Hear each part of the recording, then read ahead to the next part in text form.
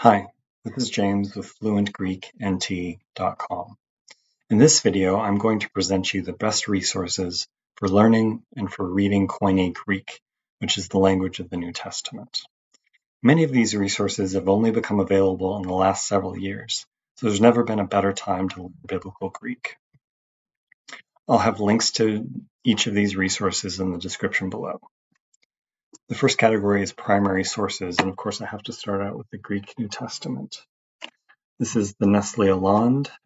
Other quality editions are the UBS and the Tyndale. These will include the Greek New Testament text, the primary textual variants, and scripture references. Critically, though, they aren't going to give you any helps, which means that to use these, you have to know the definitions of basically all the Greek words and be able to parse them. And this is going to be a bridge too far for most people. So I recommend that you start out with something like this. This is Zondervan's A Reader's Hebrew and Greek Bible. This has the Hebrew Old Testament, the Greek New Testament, plus helps. And you might say, I'm not interested in the Hebrew, I just want to learn Greek. Well, each of the editions I mentioned before, the Nestle Aland, the UBS, and the Tyndale, each offer standalone Greek New Testament readers. So what sort of helps does a reader give you? Well, most importantly, it's going to define every single Greek word used. The most common words will be defined at the end after the New Testament text. Less common words will be defined on the very page on which they occur. Additionally, some newer readers have started to add parsing helps.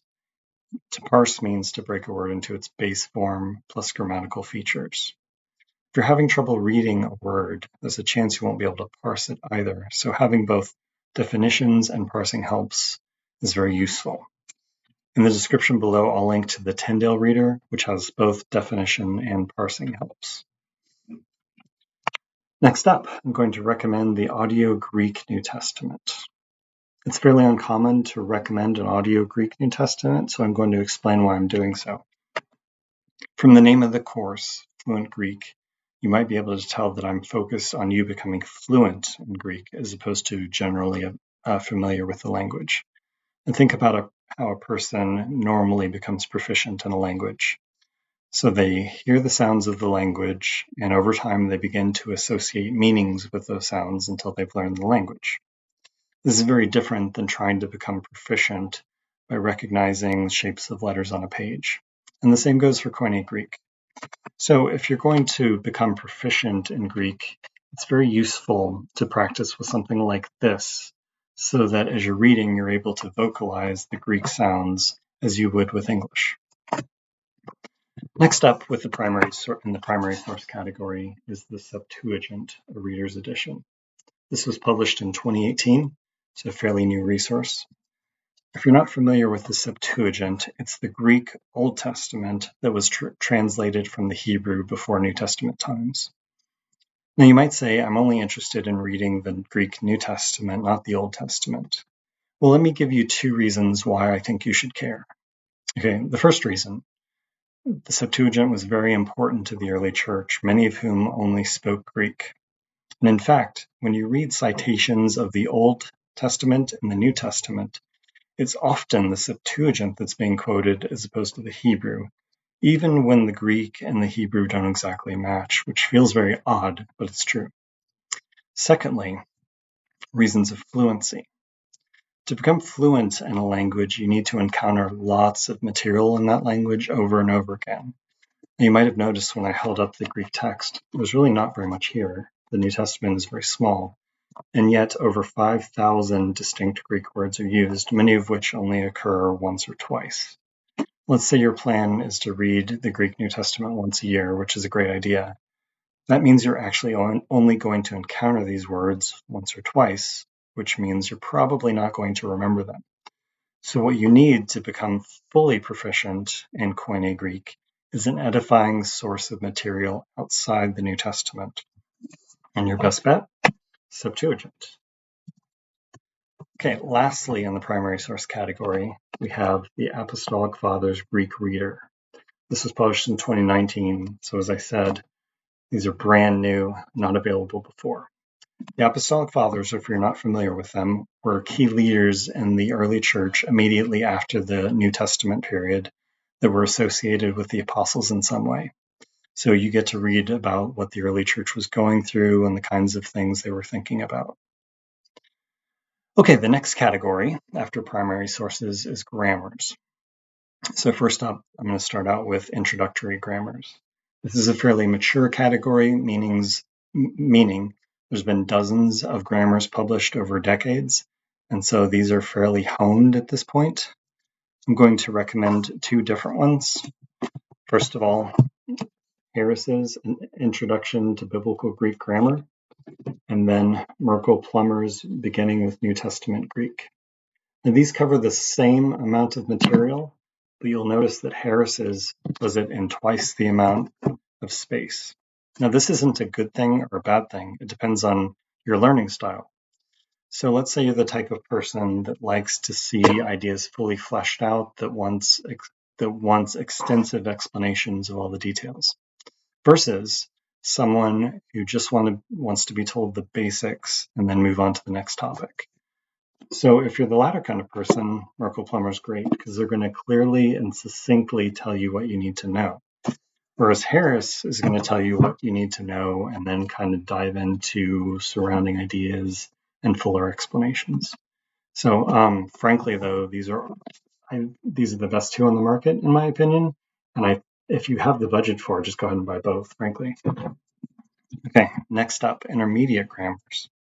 This isn't quite as mature of a category. There aren't dozens and dozens of intermediate grammars out there, but these are both fairly high level.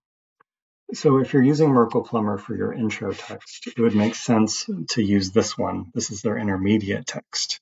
This is very good quality, and again, fairly succinct. My personal favorite, though, is Mathewson's Intermediate Greek Grammar. It's relatively new, very small, very succinct, but it's going to tell you everything you need to know.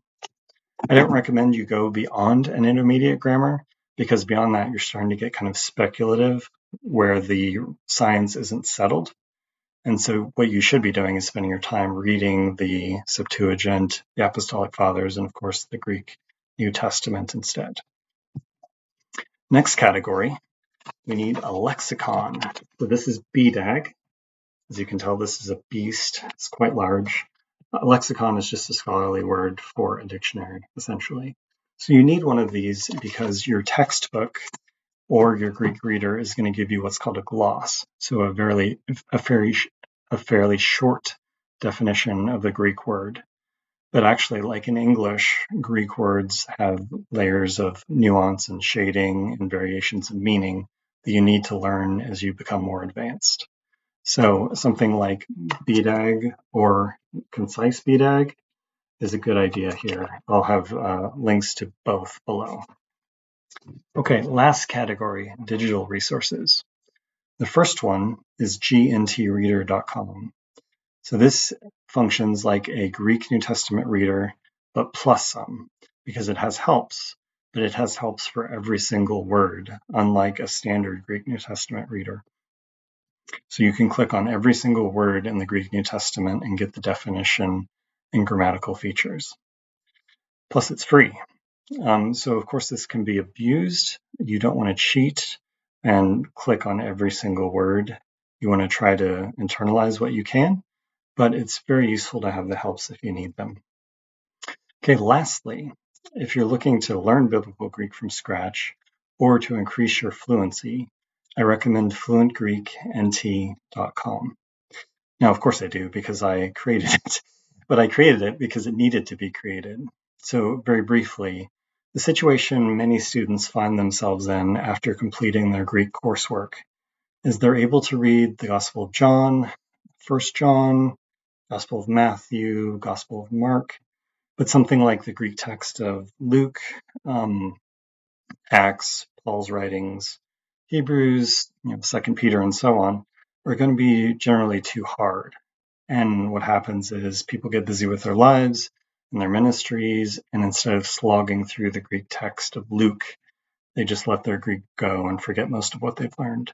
So what was needed was a tool to help take students from the level of, say, the Gospel of John up to where they can read the Septuagint, the Apostolic Fathers, and most importantly, the Greek New Testament profitably and enjoyably. So Fluent Greek does this by sorting the Greek New Testament by difficulty so that you start out with simple, relatively easy verses that build in complexity and difficulty over time, so that by the end of the course, you'll have read several thousand Greek verses and are then ready to move on to the readers. A free 2-week trial is available, so you can test it out with no commitment. Okay, so that's it for Koine Greek resources. I'll have links in the description below to all of them. In my next video, I'm going to go over the order in which you should use these. But until then, God bless.